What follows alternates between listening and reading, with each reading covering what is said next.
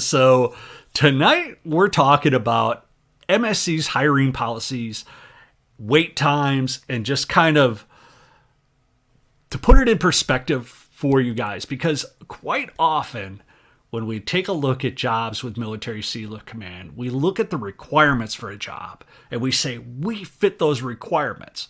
And you may fit those requirements, but it doesn't make you necessarily the best qualified person for the job. But I want to talk a little bit more in depth about it. And I'm not trying to be a dream killer for anybody, but I just want to be truthful and upfront. These are my own personal opinions and my experiences that I've seen with MSC for numerous years. I just want you guys to kind of be aware of it. So continuing on. So tonight is from the comments section. One subscribers, The Lifted, said, I want to apply for the junior supply officer job. I went to the Maritime College and got my master's, but I didn't get my Coast Guard license. I meet the requirements for the job. I would like to know how long the process takes to get onboarded and how and where I can retake all my safety courses as they have all expired as well. So he's talking about the junior supply officer position, which is currently, if you look at this here, it is currently not available. It is not even open right now. So, but don't always take that as that's the way it is, because it could most likely will open again in the future. But junior supply officer is a mid upper tier management position on the ship.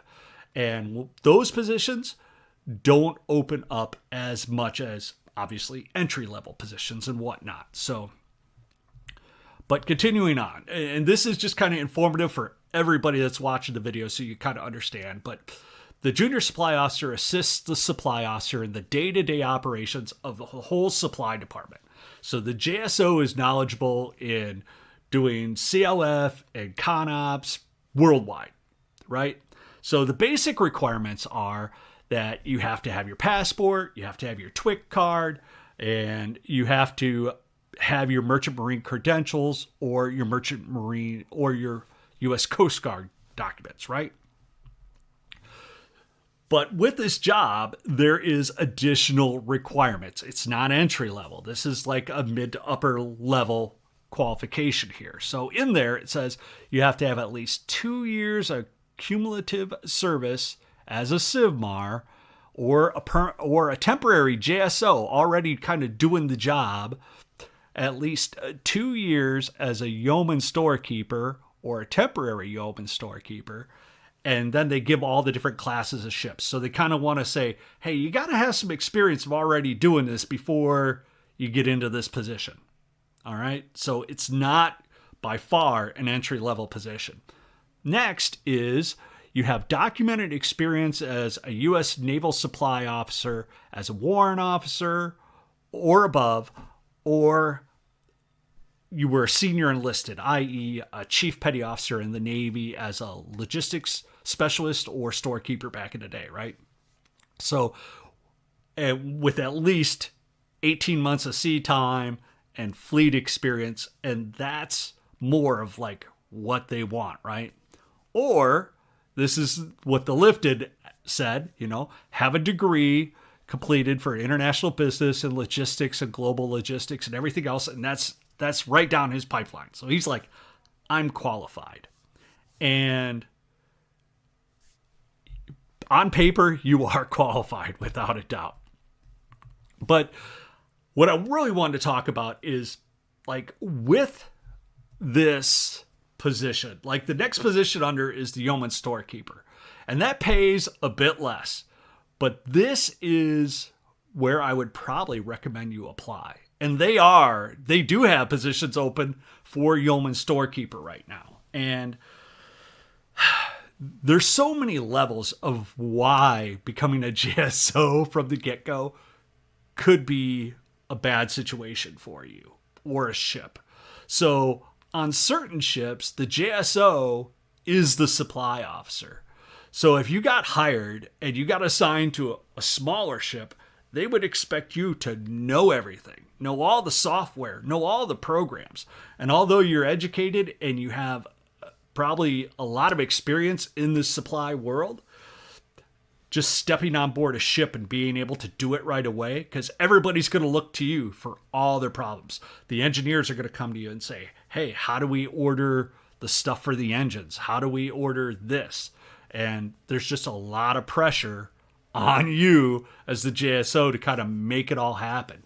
And even on the bigger ships, I mean, I've seen it many times, and not just talk badly about any supply officers out there, but where the JSO was calling the plays and making everything happen. And the supply officer had it pretty good. He was like, hey, this guy's got it. I'm going to let him run with the ball.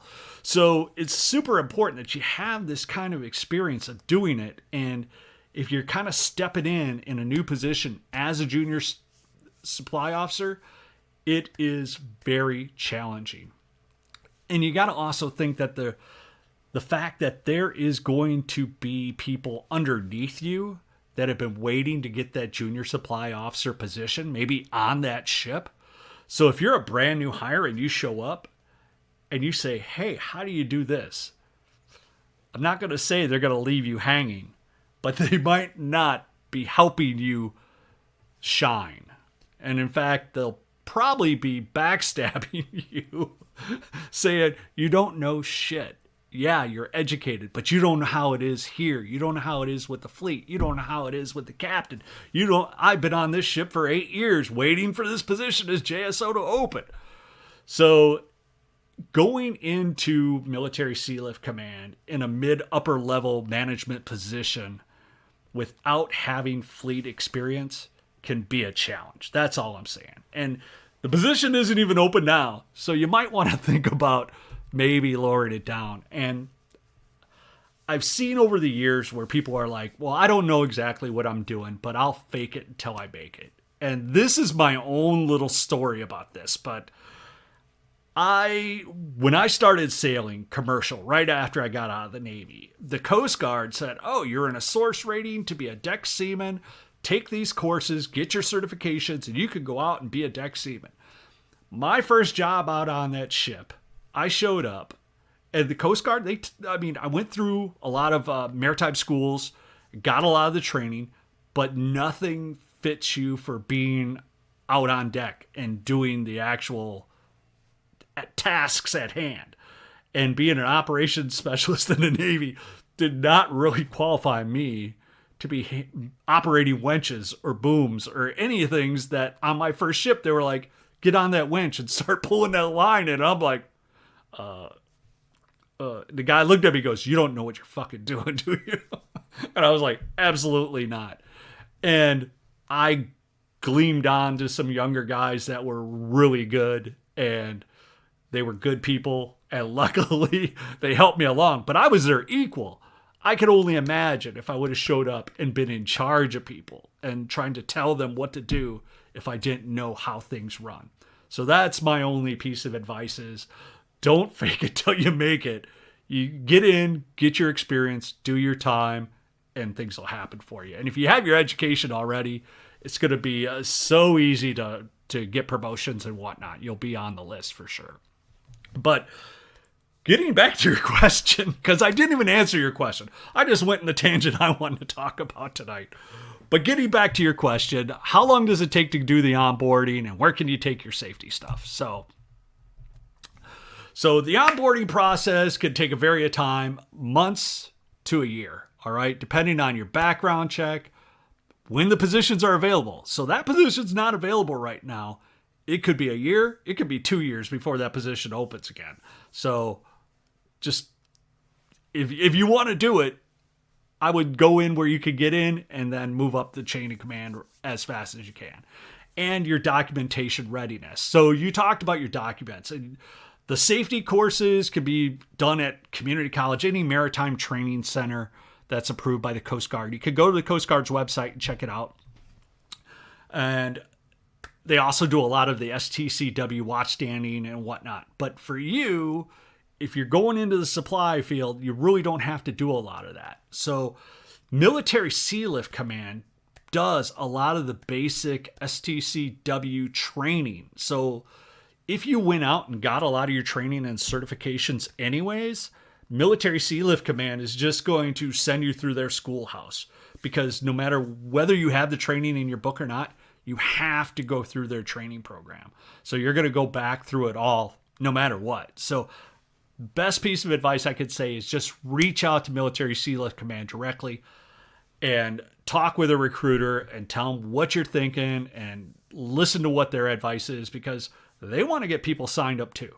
The only bad thing that I've noticed, and this was back in the day, so I can't talk about it currently, but back when I was applying for MSC, they had career fairs and whatnot, and I went way out of my way to go to a career fair to find that half the people in the career fair just weren't even qualified to be there, and everybody was looking for a job, but they didn't understand what the qualifications were.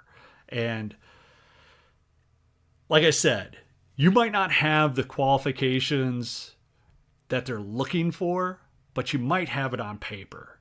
And if MSC is desperate enough and you have what's on paper, they may hire you. But for those mid to upper level positions, you got to have the bare minimum and then some. Two of those categories would have been better than just one. So hopefully you guys get some value out of this. Make sure you like, subscribe, and we'll hit you on the next one. You guys have a great night, guys.